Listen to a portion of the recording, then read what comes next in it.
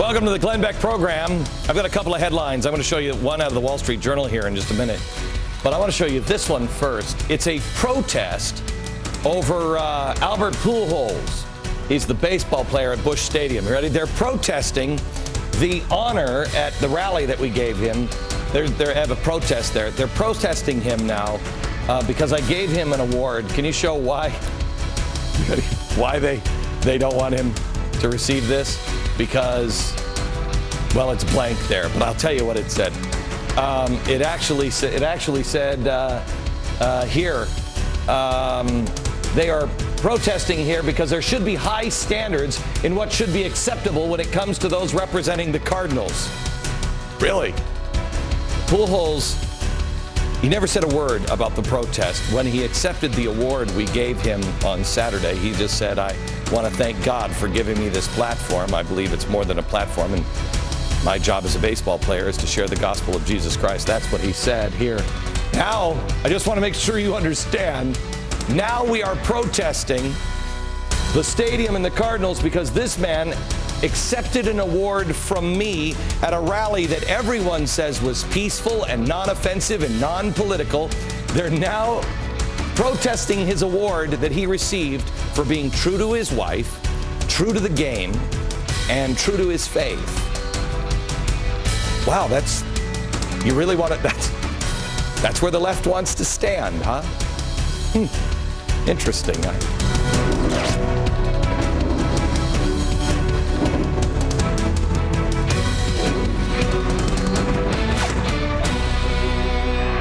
Hello, America. Something happened on Saturday, and I told you that it would. I told you expect miracles, and what is happening is miraculous. It wasn't the speeches. It was you. It was the people there.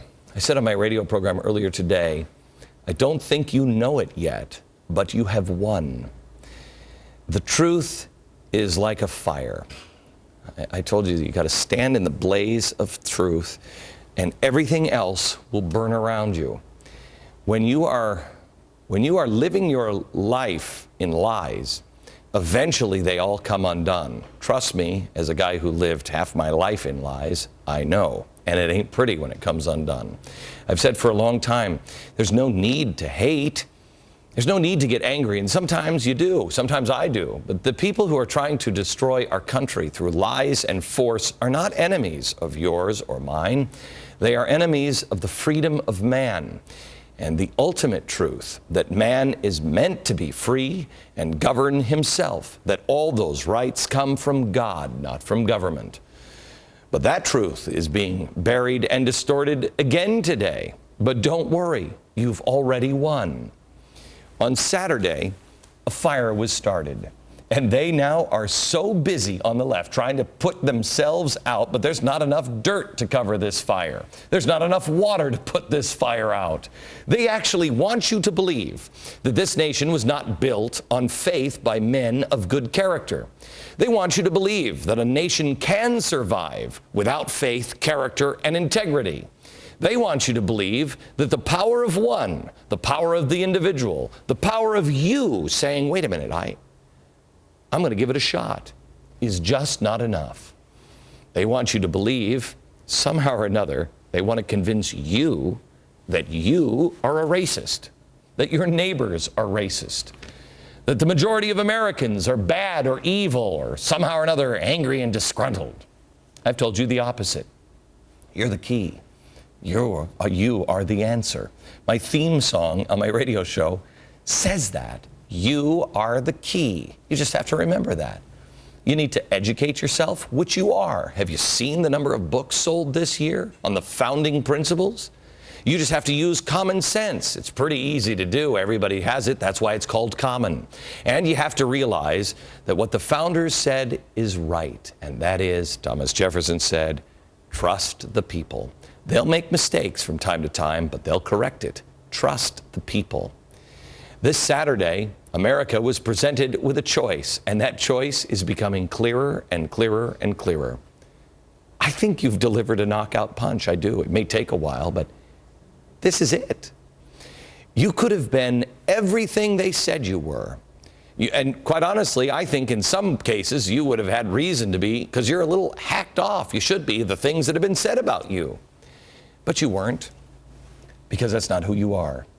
Instead of embracing the hatred that they expected you to embrace, you just instead were the person you were on 9/12, because you know we're really all in this together. Because of that, the Wall Street Journal wrote an amazing article today about you. It is in their opinion section, Glenn Beck's Happy Warriors, where they say you wouldn't have been, there's no way you could have found a kinder group of people. You see, you were the star. When I started my speech at the Lincoln Memorial, I quoted the Gettysburg Address. And the line that came to me over and over and over again during my speech in my head while I was delivering it was, "Little will note nor long remember what we said here." I pointed that out in my speech, and I said, it's what we do here. You did plenty. Let me tell you something that I've been working on, and I think I've told you this before, but it was, to me, there's a couple of themes that we've been working on since January: faith, hope, and charity. We've been going down this road. I told you that we were going to change at the beginning of the year, and we did. And then I told you what we were doing. We were restoring history, we were restoring honor, restoring our faith. And one thing that I learned from Alveda King was Martin Luther King's belief in the American people. He trusted you. He trusted you. He knew that if you put two things side by side, you'd spot the truth. I mean, he put them side by side. He knew all he had to do was stand long enough, just stand long enough, and then let the people see these images next to images like this. And eventually, America would say, no, we're not like that. We're more like this. That's what happened. And that is what's happening now because of the way you were on August 28th. I shouldn't say that. You've always been that way. We just made sure everybody saw it. I made sure we had 8 cameras all around that mall, capturing every bit of it. Now, here's what they said would happen, and then the tape of what did happen, because I want you to make a choice. Just like Martin Luther King said, just look at the two pictures side by side, and you make a choice. Not which one is right, but which one is more like you. Let's start now with the comments that you may have been hearing about the Restoring Honor event. Here is Ben Jealous. He's the president of the NAACP, who has said this. I have a feeling that if somebody stood up and read Dr. King's speech to that crowd, they would not get applause. And it's disturbing that he felt compelled to do something that Dr. King never had to do, which is to tell his followers to leave their signs and their guns at home. No, Dr. King just told everyone not to be violent. He made everybody sign those pledges. He told everybody to pray all the time. So, yeah, Dr. Martin Luther King did a lot of things, and we're doing the same things that Dr. Martin Luther King did because he knew what he was doing.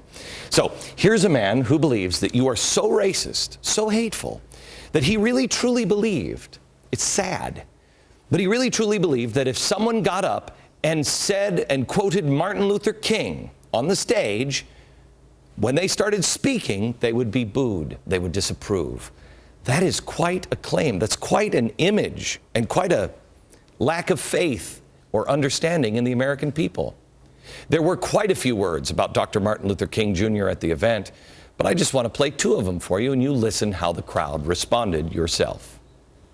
Over these grounds where we are so honored to stand today, we feel the spirit of Dr. Martin Luther King Jr. The man who stood down on those stairs and gave his life for everyone's right to have a dream, Martin Luther King. That's what the reflection is all about. I didn't hear the boos. So, you tell me, are we so cynical that we think that America can't handle the words of Martin Luther King without booing? Or do we know who we are? And we have no fear of saying that in front of 500,000 people with cameras rolling and the world watching, because we know that Americans don't do that. Now, NPR said the fear was that the crowd would be a pit of hatred. Okay, I want to show you something here. Pit of hatred. Do you really believe that that's who we are? Let me show you the closing prayer. This is the only time the president was mentioned the entire day. He mentioned the president and the Congress in the closing prayer. Now, you would think, if it was a pit of hatred, that mentioning those names, mentioning Congress and the president, well, with a racist audience, you'd get catcalls. Listen to the catcalls and the boos and, of course, the hatred. God bless this nation. We thank you for our president. We thank you for our Congress. We thank you for our land. But God, we thank you that you rule in the hearts of these people, and all things work together for good to them that love God and are called according to his purpose, on 8 and 28 of the book of Romans, and on this glorious day. Okay, help me out here, because I didn't hear the catcalls. Pit of hatred. Do you really believe that 500,000 Americans could come to the mall and it would be a pit of hatred? Or do you have no fear in mentioning the president in a non-political way in a prayer and know that people will not boo or catcall? Now here's Howard Dean speaking on MSNBC about the Restoring Honor event. Here he is. I think this guy's basically a hate monger. What I see is these folks are kind of, and I don't mean this in a mean kind of way, but they're a little like lost souls in the sense that they really do, they're at sea. The country's changed a lot. They're in the middle of a horrible economic downturn, which has probably affected a lot of them personally. So they follow this guy who is like Father Coughlin from the 1930s. He's a racist, he's a hate monger. Okay, so I'm a racist and a hate monger. And you're just a lost little puppy dog. You're a lost, hate-mongering soul. Is that true? Or are you more like the people at the rally?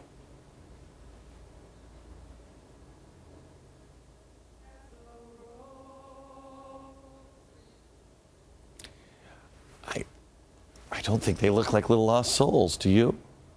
Look at who's a cute little puppy dog. Now, Christopher Hitchens surveyed the crowd and the message of the event, and he titled his article, White Fright. He went on to describe, quote, the water world of white self-pity. The water world of white self-pity. So in other words, we just pity the fool. That's what we are. We're just going to wallow in our pity. Okay, let me show you two men that were on stage at the event. One of these men has no hands. This one over here has no hands. They blew off in battle. You know what he did? He came home and he's now teaching, and I'm not kidding, hand-to-hand combat. Doesn't sound like pity. This guy over here, he was completely scarred. You know why? He was throwing a grenade in Vietnam as a phosphorus bomb, and it went off, burned his face and his body at 5,000 degrees. That's half the temperature of the sun. He doesn't look like he's wallowing in pity. In fact, he'll be here on Friday's show. You don't want to miss it. He's an amazing man. Not self-pity at all. Maybe Hitchens missed this message from stage. Are we so jaded as a nation? Are we so pessimistic that we no longer believe in the individual and the power of the individual? Do we no longer believe in dreams and the power of one person making a difference? I testify to you here and now, one man can change the world.